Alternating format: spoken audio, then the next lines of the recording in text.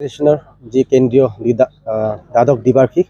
আৰু তামুলপুৰ জিলাৰ যি প্ৰথম দ্বিবাৰ্ষিক অধিৱেশনৰ আজি দ্বিতীয় দিনৰ কাৰ্যসূচী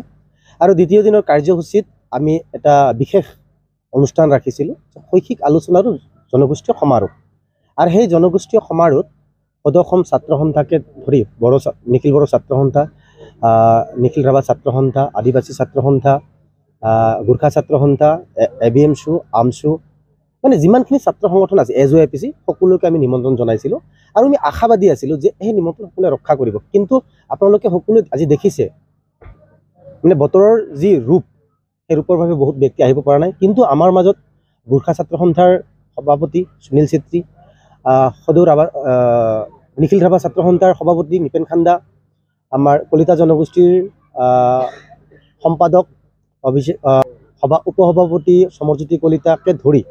বিভিন্ন আৰু কিছুমান দল সংগঠনৰ মানুহ উপস্থিত হৈছিলে আৰু ইয়াত এক সৌহাৰ্দ্যপূৰ্ণ আলোচনা হৈছে যি আলোচনাত আমি বিশ্বাস ৰাখোঁ অনাগত দিনত আমাৰ যি সমন্বয়ৰ কাৰণে যি আমি প্ৰচেষ্টা চলাইছোঁ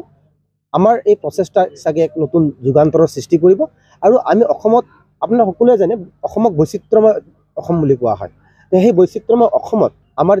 আজি যি আমি ব্যৱস্থাটো লৈছোঁ সেই ব্যৱস্থাৰ মাধ্যমেদি অসমত বসবাস কৰা বা BTRত বসবাস সমূহ জাতি জনগোষ্ঠীয়ে সমিল মিলে শিক্ষাৰ ক্ষেত্ৰতে হওক ৰাজনৈতিক ক্ষেত্ৰতে হওক অৰ্থনীতিৰ ক্ষেত্ৰতে হওক সকলো আমি আগবাঢ়ি যাম লগতে আমি আমাৰ সদৌ BTR বাঙালী যুৱ ছাত্ৰ ফেডাৰেশ্যন লিখোঁ আৰু ছাত্ৰ সমাজৰ কাৰণে আজি আপোনালোকে গম পাইছে আপোনালোক সকলোৱে জানে আজি মানে আমাৰ ছাত্ৰ ছাত্ৰীসকলৰ মাজত এক ধৰণৰ মোবাইলৰ গেম আৰু কিছুমান নিচাজাতীয় দ্ৰব্যৰ সম্প্ৰসাৰণটো বাঢ়িছে সেই সম্প্ৰসাৰণটো অকল সদৌ BTR বাঙালী যুৱ ছাত্ৰ ফেডাৰেশ্যনে উদ্যোগ ল'লেই সেই বস্তুটো আমি সমাধান কৰিব নোৱাৰিম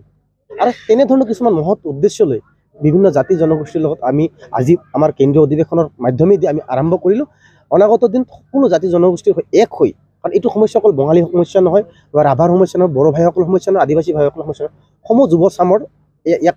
মানে সমস্যা এই সমস্যাক যদি আমি একত্ৰিত হৈ আমি যে সমাধান কৰাৰ চেষ্টা কৰোঁ তেতিয়াহে আমি সেই সমস্যা সমাধান কৰিব পাৰিম বুলি আমি আশাবাদী আৰু সেইকাৰণে আজি প্ৰচেষ্টাটো লোৱা দ্বিতীয়তে আজি এই BTR অঞ্চলত বা আমাৰ মুহুৰীপাৰ অঞ্চল বা তামোলপুৰ অঞ্চলত যি ধৰণে সমূহ জাতি জনগোষ্ঠীৰ পৰা যি ধৰণৰ সহায় সহযোগিতা পাইছোঁ এই মানে আমাৰ অধিৱেশনৰ লগত তেওঁলোকে সদায় আমাক বিভিন্ন ধৰণৰ দিহা পৰামৰ্শৰ লগতে মানসিক শাৰীৰিক শ্ৰমদানো তেওঁলোকে দি আছে সেইকাৰণে এই চেগতে তেওঁলোকক কৃতজ্ঞতা জনাওঁ লগতে অহাকালি আমাৰ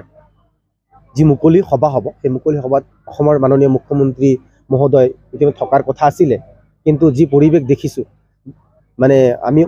বহুতে মানে এতিয়া ক'ব গ'লে ভয়ত আছোঁ কিন্তু মাননীয় আমাৰ পবিত্ৰ বিধানসভাৰ অধ্যক্ষ মাননীয় বিশ্বজিৎ দৈমাৰী ডাঙৰীয়া তেওঁ থাকিব বুলি কথা দিছে যেনেকুৱা প্ৰতিকূল বতৰ হওক নহওক আমাৰ সাংসদ দিলীপ শইকীয়া ডাঙৰীয়া আমাৰ লোকেল সাংসদ দিলীপ শইকীয়া ডাঙৰীয়া থাকিব